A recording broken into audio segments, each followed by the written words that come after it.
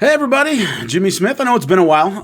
My show went from 2 hours to 3 hours on SiriusXM Unlocking the Cage, so it's just a really rough transition.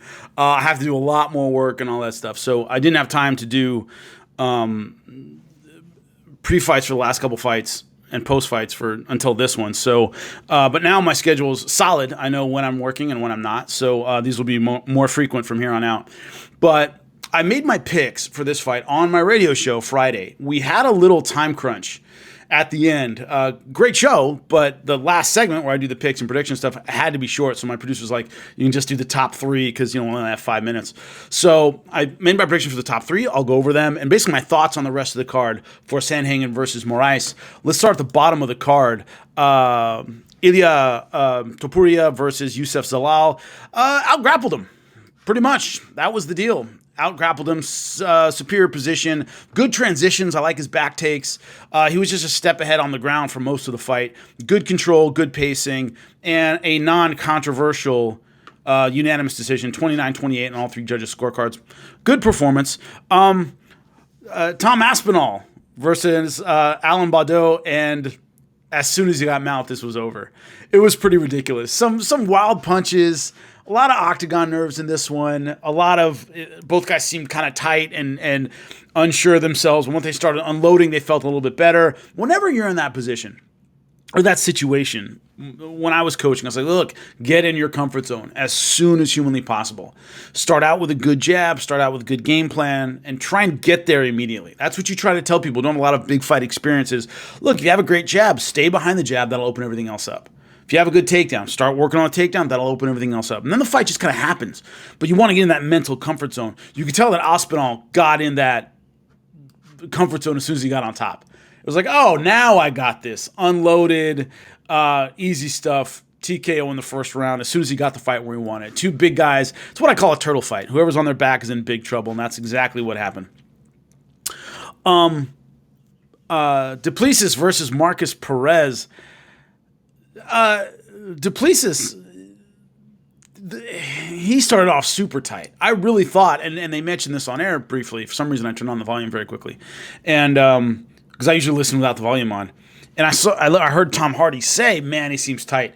Octagon nerves are a real thing, and he seems so kind of bound up with energy and tight, and not quite sure what to do." You could tell he had power. He's a big dude, really strong, absolutely shredded, but couldn't really get that flow going with his strikes. Now, the problem with Marcus Perez is he tends to do wild shit in the octagon. He tends to do crazy stuff.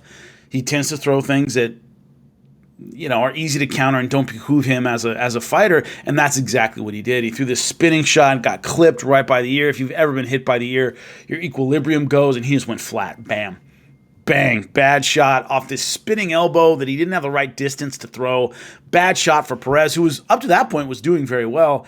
Got clipped and it was over. And you could tell Duplessis has real power. Or am I saying his name right? Duplessis has real power. He can hit, man, and he's big for the weight class. And once again, looked to be in great shape. And as soon as he landed, it was over. But I thought Marcus Perez kind of gave this one away with a shot that he should not have thrown at a time he should not have thrown it. So now we're getting into my picks. I picked these last three on my show. I picked Marcin Tybura over Ben Rothwell. I thought he would win this one, and he did. Really opened him up the last round. Just really crushed him. Got the takedown. Good ground and pound. Ben Rothwell's face looked like a mess. But from the beginning, Rothwell was standing at range, throwing punches from these funky angles, but not really moving his head. Both guys were so easy to hit. It was ridiculous. They were both kind of rock'em sock'em robots. And at first, Rothwell had the volume to outland Tybura, and then later on, he didn't. After the second round, he started getting hit more. He didn't have the volume to keep up, and it was almost like both guys were getting offended if you didn't hit him. No real footwork. Ben Rothwell in his prime was big, but comparatively athletic for his size. Comparatively quick. He mixed in the takedown well. He could turn over a punch. I didn't see any of those things. They were all these pop, pop, pop, pop, pop, pop shots, and neither guy really turned one over and rocked the other guy, even though they're both heavyweights and naturally kind of heavy-handed. They couldn't really get that hip shot to really make the punch count. It almost looked like the Diaz brothers will hit you with those 60% punches until you drop. It was kind of like that with less volume. But neither guy was defensively sound, I thought. It was just, Tibura turned it up in the second round, especially in the third round with that takedown, and just walked away with it at the end. But Rothwell, I don't know, man. I don't see where he goes from here. A heavyweight like him who's big can always get a fight and get paid, but I don't think he's going to be a factor in the division anymore. Tibura can be, but a guy that hittable in a division where most guys turn it over a lot better than Ben Rothwell, I don't know. He's got to change some things if he wants to get better. He's really got to change some things in his style. He was just so hittable the entire time. I hate seeing that. So Tibura wins. I picked that one. I thought he would. Edson Barbosa, Makwan Amirkhani.